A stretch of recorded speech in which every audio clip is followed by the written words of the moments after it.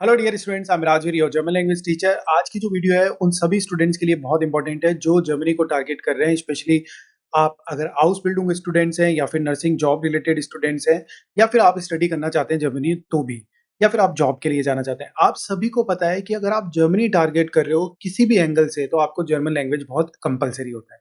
उससे पहले आज का वीडियो जो है उसको स्टार्ट करने से पहले मैं आप लोगों को इन्फॉर्मेशन देना चाहता हूँ कि जिन बैचेस का आपको बहुत वेट होता है, जैसे कि हमारे B1 या B2 से रिलेटेड बैचेस होते हैं, जो एडवांस लेवल के बैचेस होते हैं, क्योंकि आपको ज़्यादातर केसेस में मैंने ये देखा है कि आप जितने भी स्टूडेंट्स हो उनको एडवांस लेवल में जाके पता चलता है कि यार जर्मन तो बहुत ज़्यादा डिफिकल्ट है, या फिर हमने जो बिगिनिंग की थी वो एंड तक हमारी जाना बहुत ही इम्पॉसिबल सी हो गई है।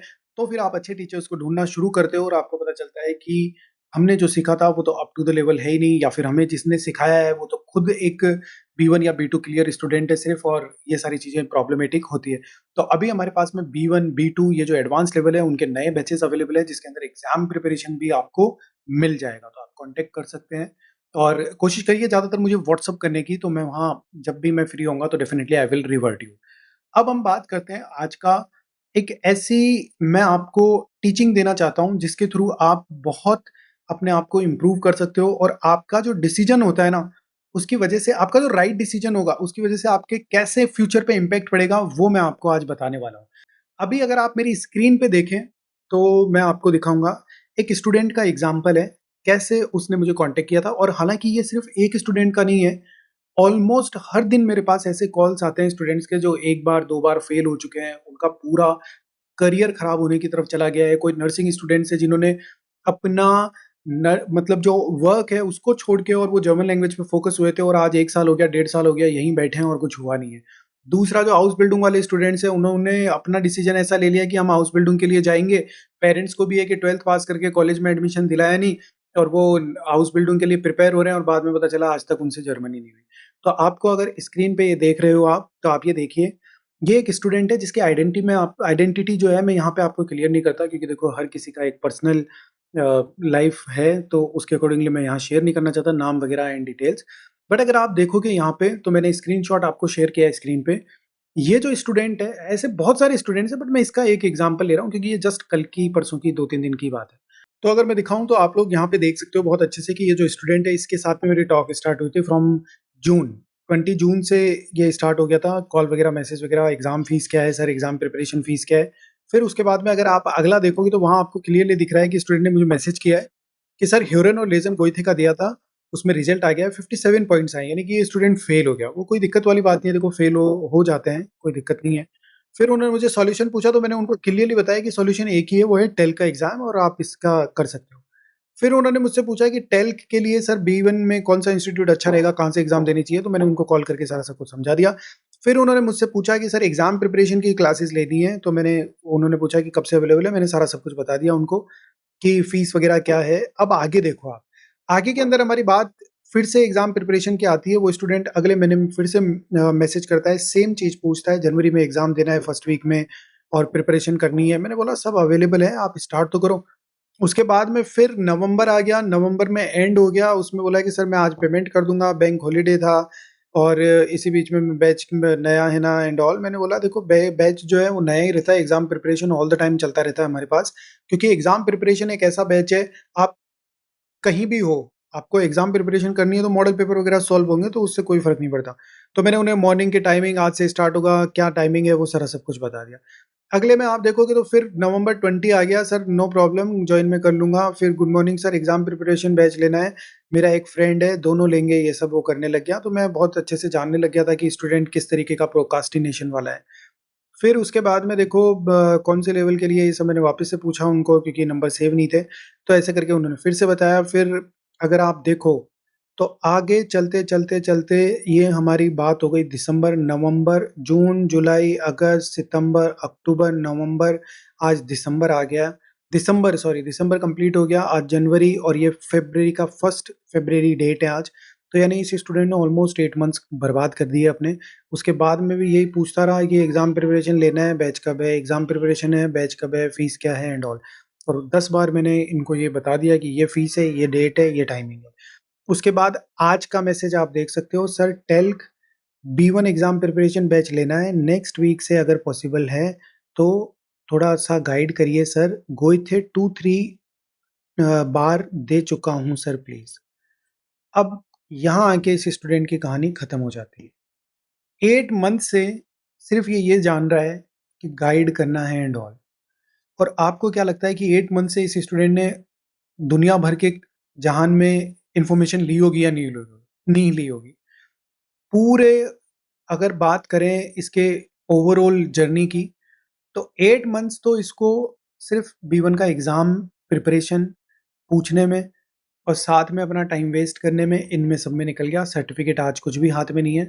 पेरेंट्स को लग रहा होगा जर्मन कर रहा होगा या ऐसा है वैसा है और टाइम लगेगा, उनको तो क्या पता रहता है। आज 8 मंथ्स तो सिर्फ़ इस बात में ख़त्म हो गए कि मैं 10,000 फ़ीस पे करूँ और साथ में जो प्रिपरेशन क्लासेस है उनको कब से स्टार्ट करूँ।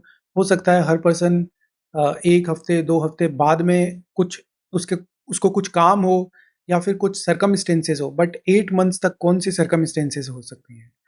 और उसी बीच में वो इतना छोटा-सा डिसीजन नहीं ले पा रहा जो कि 10,000 का है और ऑलमोस्ट 1 मंथ के अंदर वो पास भी हो जाता। वो इतना छोटा-सा डिसीजन नहीं ले पा रहा, प्रिपेयर भी नहीं है अच्छे से, और आज आखिरी में आके उसके साथ में क्या हो रहा है कि वो एग्ज़ाम दे चुका है 2-3 बार, पैसे वहाँ डुबो चुका।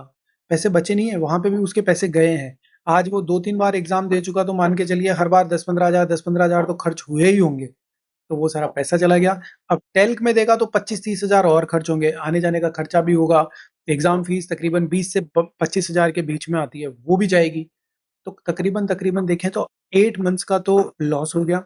यानी कि अगर कोई पर्सन वर्किंग है और अगर वो महीने के 20-30,000 भी अर्न कर रहा है तो ये भी तो लॉस है। आप सिर्फ़ लॉस यही मत सोचो कि आप पैसा निकाल के अपनी जेब में से दे रहे हो।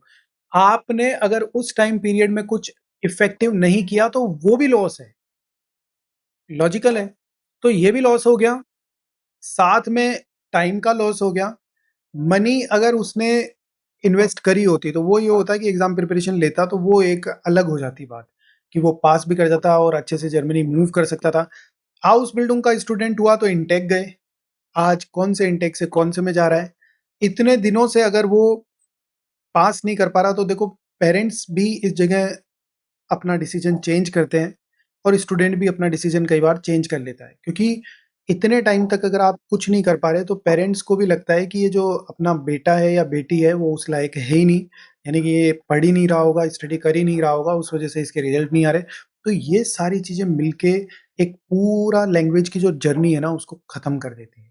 तो इसीलिए मैं आपको कहता हूँ कि आपको इतना नहीं सोचना चाहिए, जिसका आपको बेस्ट लग रहा है वहाँ से आपको as soon as possible start करना चाहिए।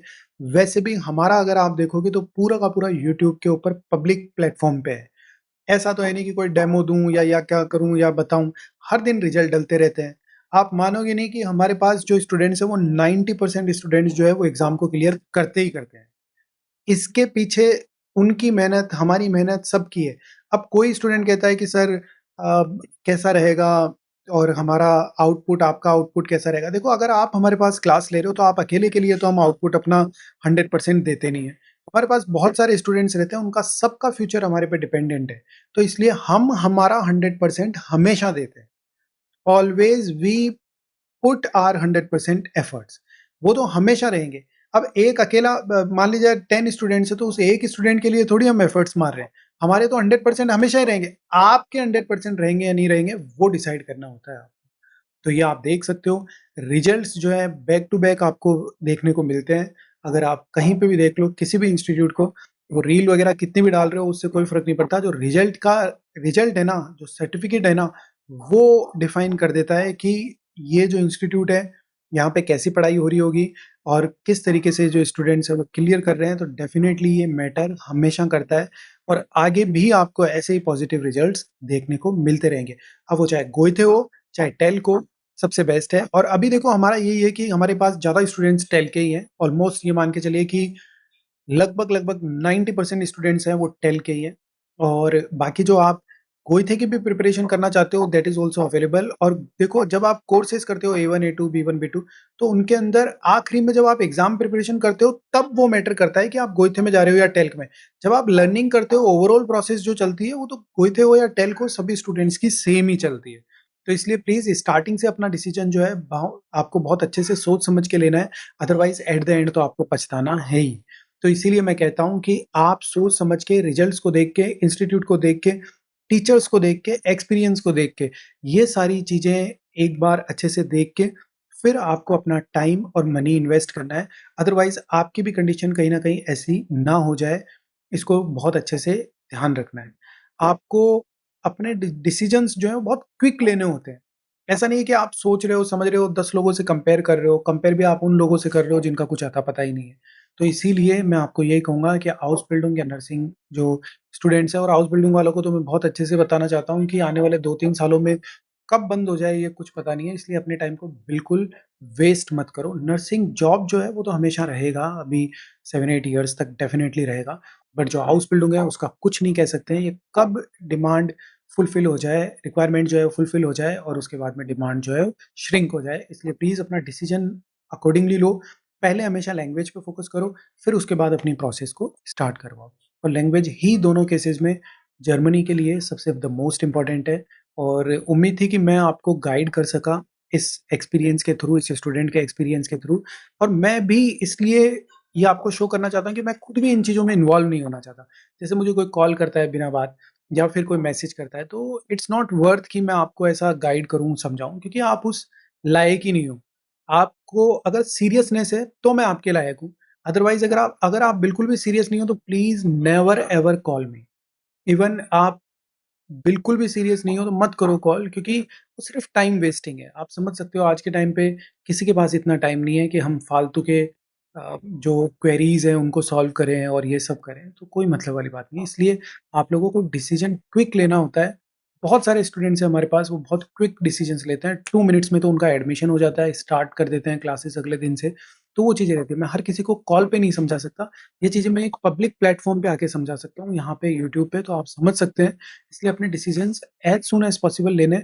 और आपको जो कुछ भी देखना है आप यूट्यूब पे देखिए कि हाँ यार, सर का कैसा रिज़ल्ट है, कैसा पढ़ाते हैं, वो सारी चीज़ें यहाँ से डिफ़ाइन हो जाती है। और ये मैं आपको बिल्कुल बताना चाहता हूँ कि जो यहाँ आप सीखते हो इन यूट्यूब वीडियोज़ के थ्रू, उससे 10 गुना अच्छी हमारी लाइव क्लासेस रहती है। इवन आप ऑफ़लाइन की भी फ़िक्र मत करो, ऑनलाइन में भी बेस्ट आउटपुट आपको मिलते हैं। और अमूमन स्टूडेंट्स हमारे पास ऑनलाइन है और वो सभी सक्सेसफुल है, कोई दिक्कत उनको कभी नहीं आती। Auf Wiedersehen.